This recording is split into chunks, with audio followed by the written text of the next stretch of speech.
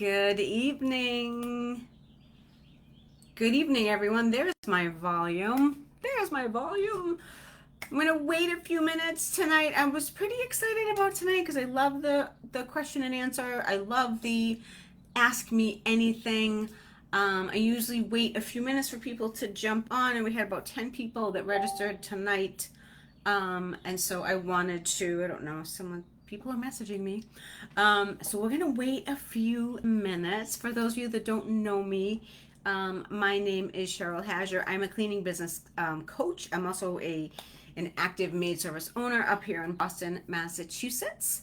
And the reason why I wanted to do a question and answer on this topic is because in the wake of the FTC decision of banning non-competes, which happened a couple weeks ago, which some of you may have heard about that, there's been so much unrest in the cleaning business industry. I thought it would be important to welcome you all to bring your questions, talk about the recent decision and how it affects or may not really affect your cleaning company.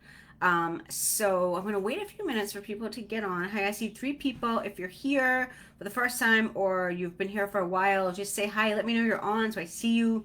Let me know where you're from. Some of you that have been coming on, I know where you're from, but just tell me where you're from anyways. Hey, Melissa, how are you? They did 2 weeks ago.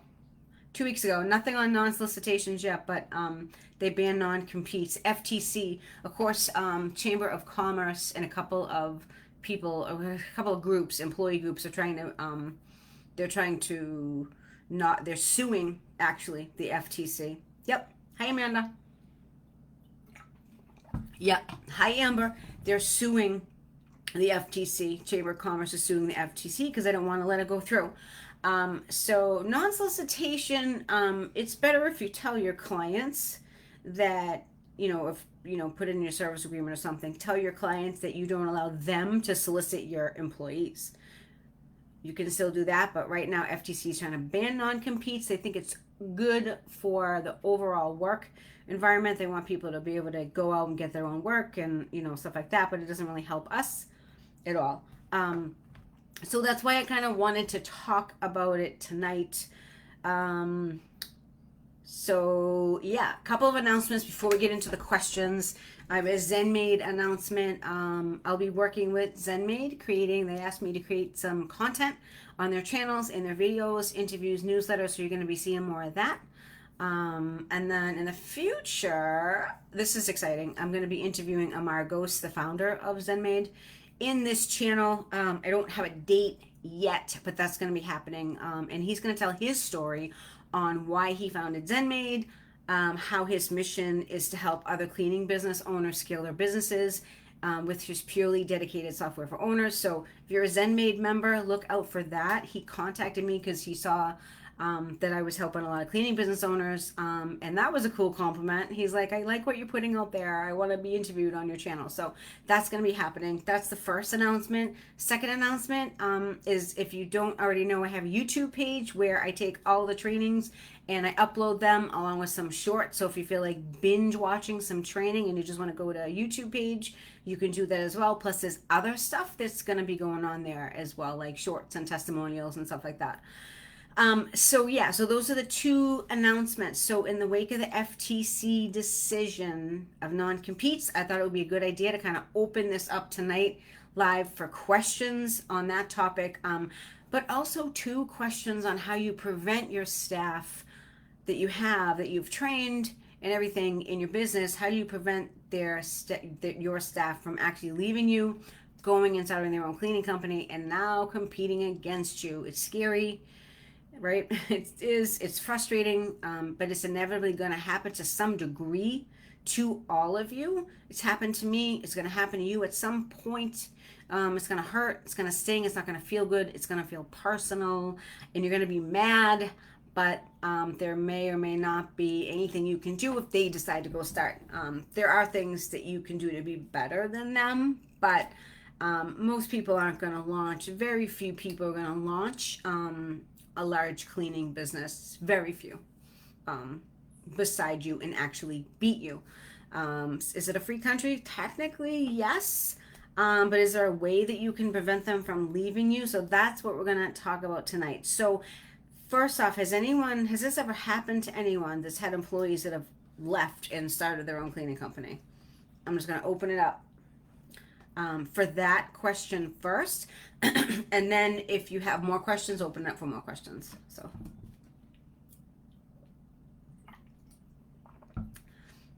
anybody, I wasn't sure. I thought people were gonna like kind of asking questions about this, because I actually, now that you're saying it, Melissa, I don't think a lot of people know. I don't think a lot of people know that that happened. So any questions about that?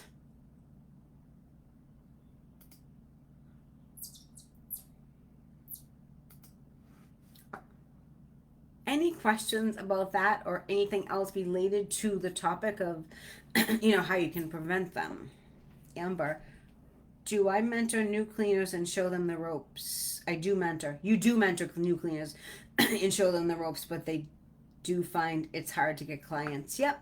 It's hard to get clients because that is a whole nother thing they have to learn besides cleaning, right? That's like complete sales and marketing. So that's going to look different. Just because they may have skills to be a good cleaner doesn't mean they have skills to do a walkthrough, know what to say, know how to price, know how to market to actually get in that house, know how to overcome an objection when you get a price objection, because that happens all the time, right?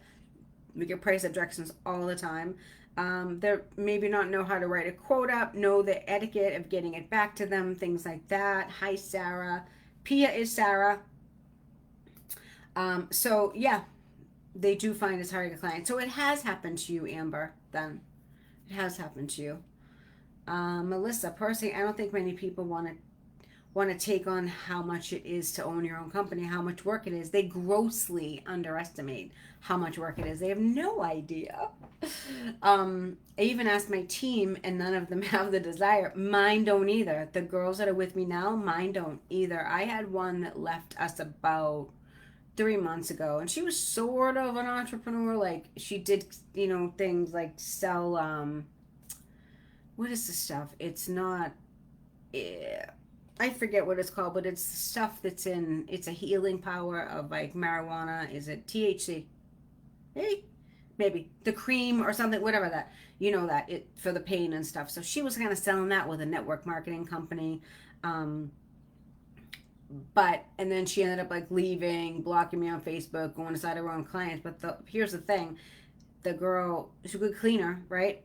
Hated dealing with confrontation, so I know she's going to be a horrible boss, because she's not going to be able to deal with people stiffing her and not showing up. She's not going to know how to deal with confrontation with clients. She's of absolute no competition to us, because we've built our brand so well, so I don't really worry about that. But yeah, it was just kind of silly, and I'm like, good luck. You're going to do 5 or 6 houses a week. You're going to be exhausted by yourself, so we'll see how you do in 3 to 6 months. So I didn't worry about it, right? Didn't worry about it. Could I have gone after her? I don't know. It's not worth it. She's not my competition. She's just going to go and get a bunch of houses on the side, and she's just going to side hustle, solo clean. Her personality doesn't have the ability to be a boss. So it's no competition. But yeah, does it sting? I'm kind of like, yeah, you bitch. You know what I mean? Like, that's what I wanted to say, but whatever. CBD, that's it. The THC, that's the good stuff, I think. CBD oil. She was selling that. Melissa, I did have one cleaner who moved to Florida, and she asked me to help her, and I was happy to, because you're not going to be in competition with her, right? Exactly, unless you're going to open a franchise, which that's a whole other business, whatever. But I don't believe anything ever came of it, right? Because she probably said, "Wow, this is really hard. I didn't realize how much work Melissa was putting into that." She didn't realize that. Yep. So no, nope. It's not really, you don't really need to worry that much about that stuff, because 9 times out of 10, the fraction of cleaning business owners that build it over a certain, like over 500,000, over 600, 700,000, like, is slim. They're not going to compete against you. And you just have to kind of look at it like, okay, if my brand is built really well and my sales are good, and I have a good reputation in the community, you just keep going with that, and you keep getting that better, because they won't be able to compete with you unless they've worked with you for a long, long, long, long time, like in maybe an operations manager that maybe would go and start their own cleaning company, maybe, but maybe not. Some people, just because someone can clean good doesn't mean someone can be a good boss. Or just because someone can clean good doesn't mean someone is good at sales and can go price a job out and not get burned on price and work for $15 an hour, right? There's so many skill sets involved in owning a cleaning business that the cleaning part is only one small piece of it. And then you got to learn 9 million other things. And so it's the 9 million other things that they don't anticipate, because somewhere along the line they're seeing you run the cleaning company and you're making it look easy, so they have no idea once you peel back the layers like what's underneath that, right? Does that make sense? Anyone else have any questions? Amanda, are you still on? I saw you on. Let me know if you have any questions. I'll be silent for a second.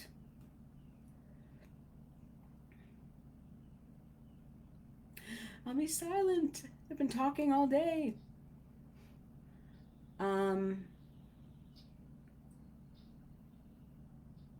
Amanda. Do you have any questions for me? If you don't, it's okay.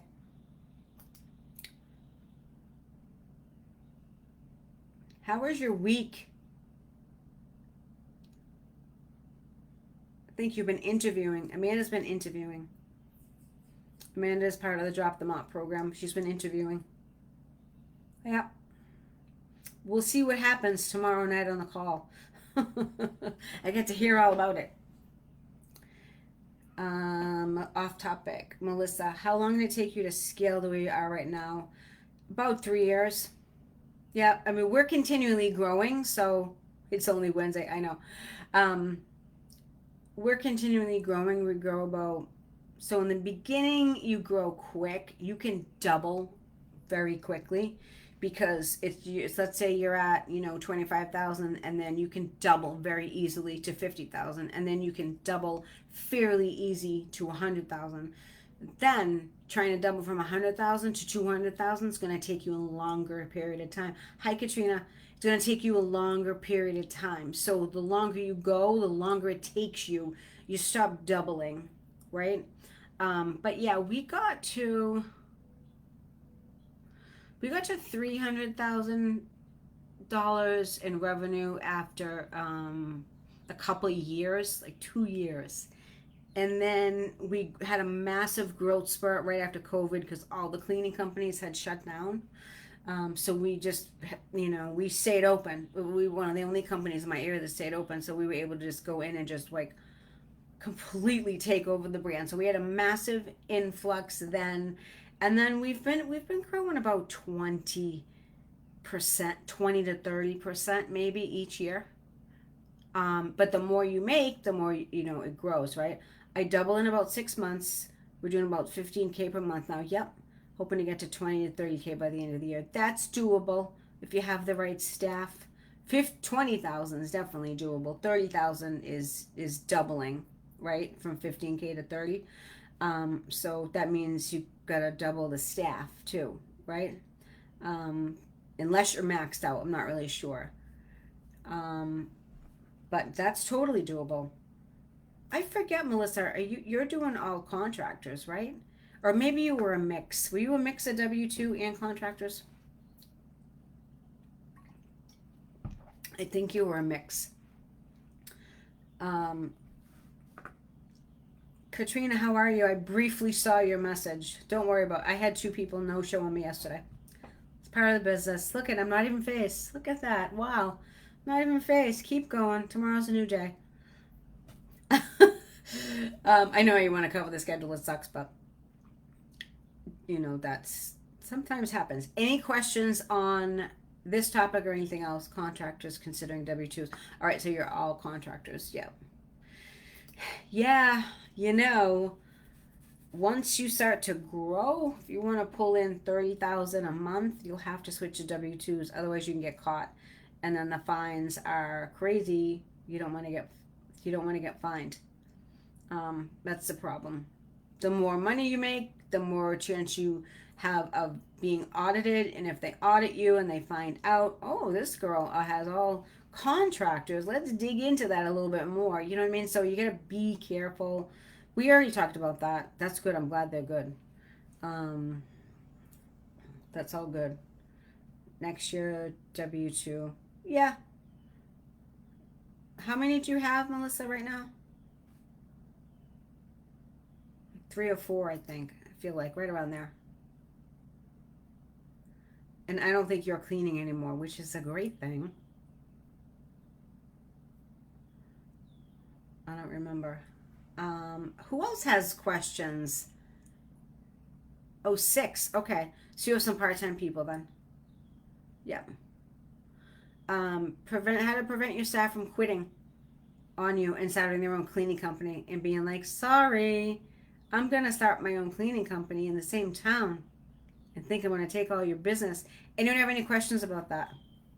I'm still in the field, but not always. Yeah, I didn't think you're in the field that much. Maybe a little bit. And being in the field a little bit is okay because you still have a pulse on everything, right? I still have a pulse on everything. Um, all right. Who else has questions for me? I like the question and answer because you guys get to ask me anything you want.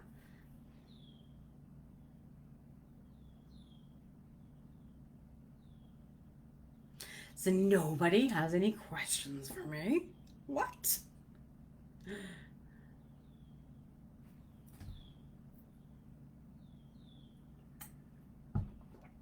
Hi, Hella. How are you? So in the States, the FTC banned non-competes. Hella, that's what we're talking about. They banned non-competes, and now, which basically means that if you have an employee come in and sign a non-compete, it will not hold up in court, and they can go out and start their own cleaning company. That's what we're talking about. However, Chamber of Commerce is one of them. There's a couple of big organizations for small business owners that are suing the FTC in the wake of this decision because they don't find it fair. So right now, I think it could technically go into effect by June, but that was announced a couple of weeks ago. If you Google FTC ban on non-competes, you'll find a ton of articles about it. What's your best advice for keeping everyone happy? Food on Fridays. No, that's one of them though. My girls seem happy and don't have any desire to go anywhere. Yeah, I mean, every once in a while, you'll be surprised because they're not going to tell you they're going to start their own company. That's the thing. So like, it'll blindside you. You'll be like, "What do you mean?" And then all of a sudden, either one girl that I coach, woman that I coach in Vermont, Sam, she's awesome. You've probably seen her on here before. She had one of her cleaners came to her and said, this was recently, like within the last like 6 weeks, came to her and said, I just wanted to be honest with you and let you know I'm starting my own cleaning company. She quit, told her she was going to get a job, go work someone else, where else, and then she said, I just want to be honest and let you know. And so Sam was devastated because she spent so much time with her. She was with her a year and said she was going to do it. And then I think she started to, but I don't know that the jury's still out about that. Because I think, but this is the girl now. Let's think about this. This girl, right, that works for her, who shall remain nameless, lives in Vermont, but didn't come to work when it snowed. Why in God's name are you living in Vermont? Go live in Florida. She was afraid of the snow. So think about this. Someone that's afraid of driving in the snow, how are they going to truly start their own cleaning company? They're not. They're not going to be a good boss. They're afraid of confrontation. They're fearful of everything. You're fearful of snow and you live in Vermont? What are you doing? So it's not going to be competition. I don't think she's heard much from her, but Sam was devastated because she spent a whole year with her, training her, and she was a good cleaner, right? That happened, just happened 6 weeks ago. Um, Amber, I lost a few 1099 last week because I didn't know that it was recommended that they need to file workers' compensation, correct? A waiver, right? Okay, let's finish reading this waiver, and I needed to keep on file, correct? So if I get audited, you needed it on file, right? Unless they have their own workers' compensation and liability insurance, it is against the law. That was a phone call. Unless if you have a 1099, if they're not carrying their own workers' comp and general liability and do not have their own supplies and chemicals, you are breaking the tax law. All right, a W-2, you supply the insurance, the workers' comp, the car insurance, all that stuff, you supply the supplies. That is the definition of a W-2. If you're doing it the other way and you're not doing it 100% correctly, you're breaking the tax law. And eventually, when you try and scale, you will get audited and you will eventually get caught. But not all states are strict about it. Texas isn't strict about it. Florida may be iffy. Northern states are going to be more strict about it, right? So you have to check with your state, check with your accountant, because you don't want that to happen. You'll get mega fines. You'll have to pay all the back taxes of everyone that you've had on 1099 if you're not doing it correctly. That's the ramification of it. On a smaller scale, you're going to get caught. No, but if you want to grow and actually have a decent sized cleaning business, you run the risk of getting caught. Yep. Is that, I just elaborated on it, Melissa? Is that what you mean? Yep. They're supposed to. They're supposed to sign. If they don't have it, they're supposed to sign a waiver, which means you wouldn't be liable. They will be liable. But then what's going to happen is that, are you liable? Are you not liable? What, God forbid anything bad happens, they don't have insurance, you don't have insurance. If someone's going to come after you in court, I'm willing to bet the lawyer's going to come after you because you're the one that contracted the client. So it's a sketchy area, and I wouldn't do it. Yeah, I wouldn't do it. I did it for the first employee I had, and this girl had to. She didn't have her own. I broke the rules the first one because I didn't want to pay taxes. So I'm with you, right? I did it, and then I was like, oh, I could get in trouble if I did that. So this poor girl didn't get any taxes taken out. Got her full gross amount paid. This girl didn't know any difference, but when she came to do taxes, which by that time she wasn't working for me anymore, when she came to do taxes, she had to pay taxes, right? So when you do W-2, it's different. We take the taxes out and then they get money back. So, full disclosure, you have to tell them that if they're 1099, they're technically running their own business. And most cleaning companies that start out to do 1099 do not disclose the rules of what the ramifications are for 1099. And that's the truth because I see it all the time. It's just you just don't want to pay taxes. I get it. I don't want to pay taxes either, right? In a perfect world, we could Venmo everyone. But on a larger scale, you can't because you can get in trouble. So it's my job, I guess, or my duty to tell you, what's what. I don't want to see anyone get audited. I don't want to see anyone get in trouble. You guys all started your cleaning businesses to be independent, to get your freedom, and to make money. So we want to stay with that. Because that could wipe you out. You could be like, oh, you owe $20,000. What are you going to do if you've been doing this for years and the IRS comes after you and says, oh, you owe $20,000 in taxes plus $10,000 in fees for breaking the law. That's going to crush you. Right? Hi, Candace. Candace, we're talking about 1099s and W-2s. Because Amber, your friend Amber, is talking about it above. Amber just lost 2 people. Yep. Because she didn't disclose. It was recommended that they need to file a workers' comp waiver. Yeah. And you guys are in the same state. Oh, yeah. I know. I was just doing a whole education thing on there. I was doing education about 1099, and each state is different. I don't know what. I know you guys are in Indiana. I don't know what the laws are in Indiana. Massachusetts is super strict on it. They don't let you get away with it. So when in doubt, leave it out. I didn't know till when my clients got audited. Really? they got audited because they tried to write the cleaning off. Is that what I'm thinking happened, Amber? I didn't know till my client got audited, so they requested it from you, and you didn't have right. Exactly, and that's how it's going to happen because your clients could be trying to write the cleaning off. And the reason why is because that's technically, unless they have like a home office and run the whole business out of the house, that's technically not something you can write off.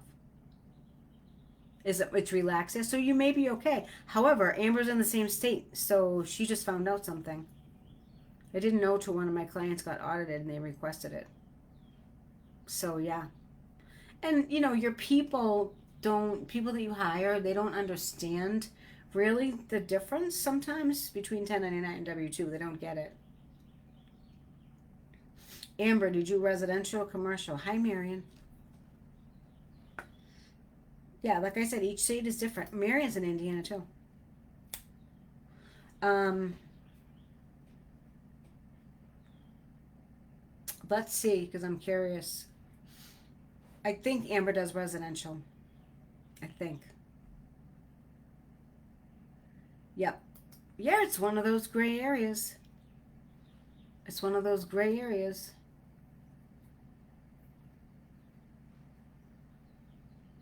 Amber does both. Yep. Yeah, I don't know if it matters. I think it just matters whether it's.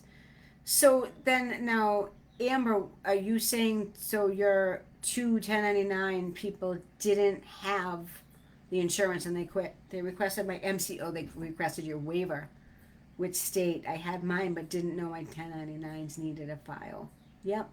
And requested them to file with the state. They didn't want to because they expected me to 100%. There's a gray area with this 1099 thing. Right, of course they expected you to pay. Yeah, they're not, unless they're a true 1099, which, you know, they have other clients besides you. That's a true 1099. They work with a whole bunch of different businesses. That's a true 1099. When they're only working for you, not a true 1099. It's very gray area, and it depends whether or not what your state's going to do. So, what happened, Amber? So you let them go, and then what happens with that? You obviously can't produce it. So what happened with that? It's commercial. Oh, so the commercial obviously was trying to write it off. Yeah.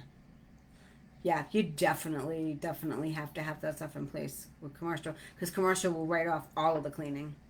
Residential, sometimes they do, sometimes they don't, but um, yeah. So now you're gonna get two more people and have them sign waivers. But what's going to happen is, unless they're a true 1099, they're not going to want to sign the waiver. You're going to have a hard time getting people to sign a waiver. I feel like I'm just talking off the type here. It's hard because they want to work but not be responsible. Right? They don't want to be W-2 either. Totally, I totally hear you. I get that. I get that, but they don't. At the end of the day, you're gonna do the right thing to protect your ass as a business owner. That's what you need to do. Amber, although if they got hurt and they file workers' comp waiver, they can file with their health insurance, but they didn't trust that. Right. Well, and insurances, who really can trust insurance these days, anyways, right? So I can understand that to a point.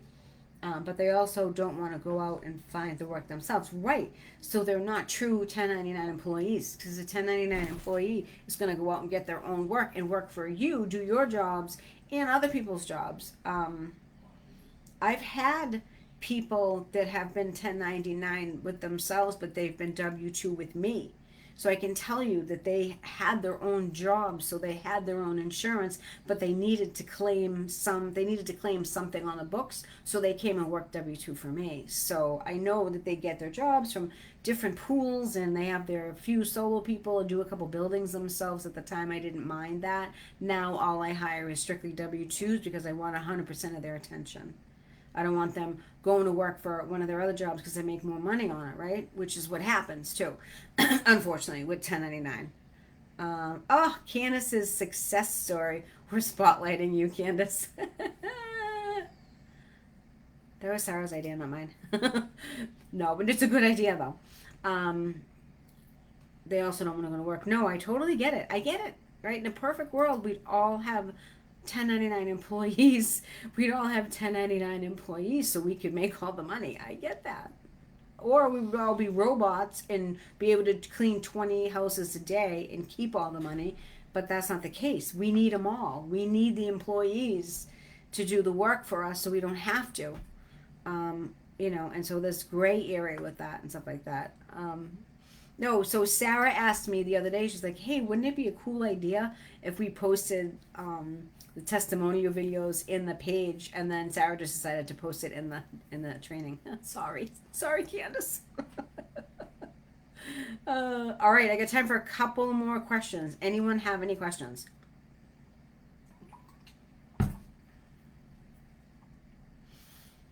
So this ended up being a question today about 1099. I don't care. I thought it is great because you're great. That's why. It's a great story. If anyone hasn't seen Candace's testimonial story, she just graduated from the Drop the Mop Accelerator and now she's in the Mastermind. Go check her story out. You can check it out in this link. You can also go to the YouTube. The YouTube page is here. Okay.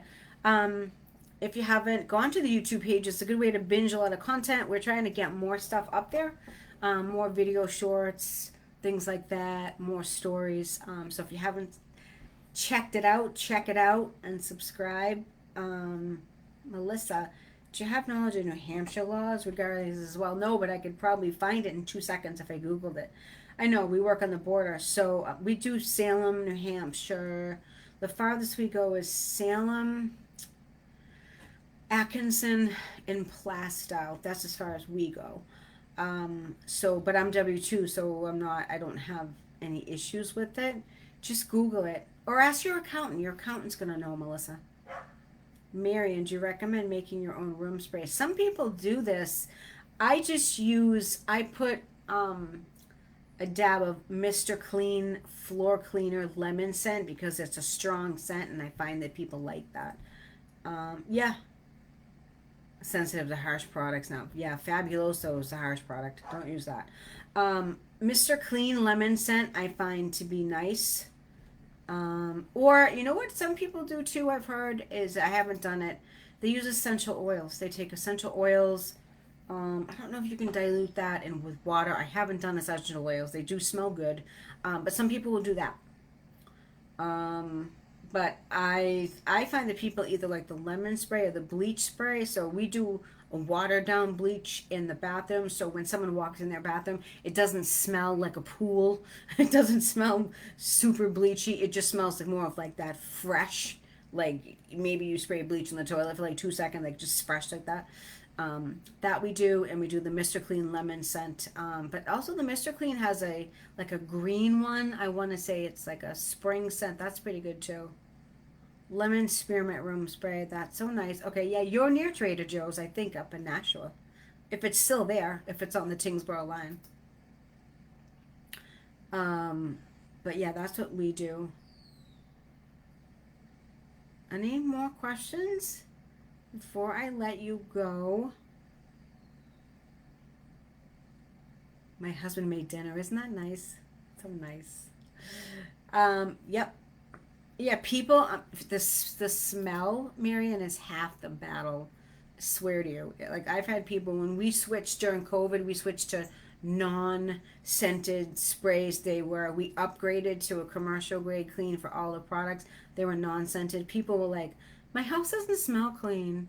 And so I had to remember that that is really a psychological thing. If they smell that it smells like lemon or fresh or something, that's why women, for the most part, unless they're sensitive, love the smell of bleach, because psychologically it tells them that it's clean. So I highly recommend using something. I used to, there have been times when I was in the field that I would take the yellow Fabuloso and I would just spray the mist in the air just to make it smell like fresh and scent and stuff. The Fabuloso I absolutely hate is the lavender. It's disgusting. It's awful. I don't know why. I don't know. I don't like that. That provokes allergies. People complain about that. All right. If no one has any questions, I'm gonna let you go. I hope this was helpful. I know it kind of turned into 1099 thing, which is totally fine with me. I like the question and answer things. I think it gives people, gives you guys like a chance to ask stuff that's going on in your business. Like Amber shared, like that's a real life thing that happened. So Amber, thank you for sharing that. That was cool. That was a good little thing to show everyone else because that stuff can happen. That's a real life thing, and you just want to protect yourself and not get in trouble because you didn't start this business to get in trouble with the IRS. I love the watered down bleach. Yeah, it doesn't get crazy on your eyes, right? It's like it's okay. Yep. And I don't use a powerful bleach. I get my bleach at the dollar store. Fun fact, Dollar Tree. The bleach at the dollar store, so it's already diluted. Then we dilute it even further. So it still works because it still has the bleach in it. We use bleach and magic eraser for the tubs. That's where we use it in, and a little bit on the toilet. And it works. It smells fresh. It's nice. All right, ladies, have a great evening. I hope this was helpful. Yep, good to know. I don't mind a little bleach. To me, I clean my bathrooms with bleach. I don't know. I have a diluted bottle right next to my tub that I use. But yep, if you didn't join us in the beginning, check the replay, the ZenMade announcement, the YouTube announcement, and you have all a wonderful evening. I'll see you soon. All right, bye.